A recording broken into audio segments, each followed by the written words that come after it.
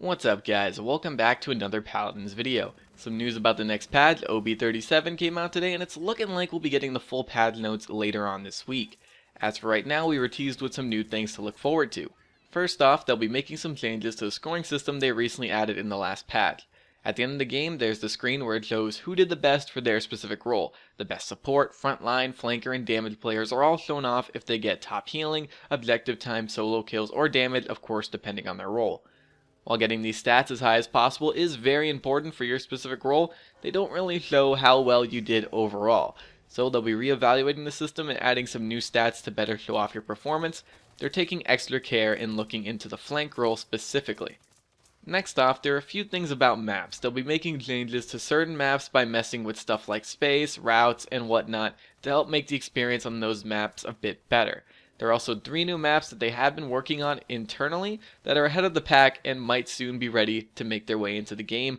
Can't wait for that. Diversity is always great. It keeps the game feeling fresh and gives it more longevity. I definitely don't like playing on the same maps over and over, so getting 3 new ones would be really great.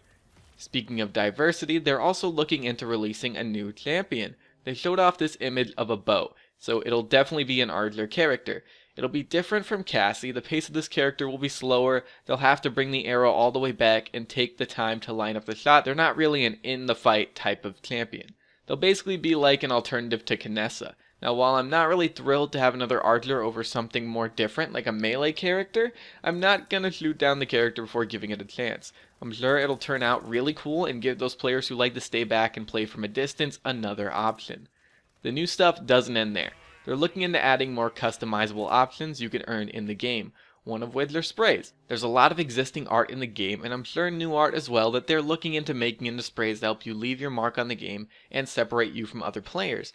Along with that, they're looking into titles as well, so when your character is being shown off at the end game screen, you can have a unique title that goes along with your character. I imagine these would or could be shown off in the character selection screen as well. Only makes sense. There's also other things they want to add to make the endgame character screen more customizable, but we're going to have to wait a bit longer for any hard info on that. Then lastly, there are characters they have their eyes on when it comes to balancing. Skye, Fernando, and Ying are the ones mentioned by name. I imagine Skye would be given a buff because from what I've heard about her, she seems to be on the weaker end when it comes to certain parts about her. I haven't played her, so I can't really give a personal opinion on it, but from what I've seen, she doesn't seem to be a bad character, but she seems like she could use a little nudge in the right direction. Fernando is another character I haven't played, but from what I've heard and seen, I imagine he's going to get a bit of a nerf. I've heard a few complaints about his damage, so they might turn that down. Now, me personally, I don't really like how long his shield cooldown is. It's like 7 seconds to bring his shield back up once you lower it, especially with Wrecker in the game to really hard counter shields. Maybe it's me being used to Reinhardt from Overwatch, but I do feel like maybe they could give him a buff there. We'll see. Ying, on the other hand, is a character I do have a lot of time with, and she is my highest level character at the moment. She is easily the best healer in the game, and they may be looking to tune her down a bit. Do I think she needs it? No, I think the cooldown nerf from the last patch is enough, but we'll see what direction they take with her. I really think that she's a very strong character, but most definitely not overpowered. And that's all the info that they've given us for right now. Again, according to them, we can look forward to actual patch notes later in the week. Also, in case you forgot, Free Crystals weekend is this weekend. There's no real info on how these free crystals will be earned or given, but you're definitely going to want to play this weekend to get them regardless. The Pumpkin skin is a limited time skin, so you'll want to get it before it goes. And that's pretty much it, guys. I want to thank you all for watching.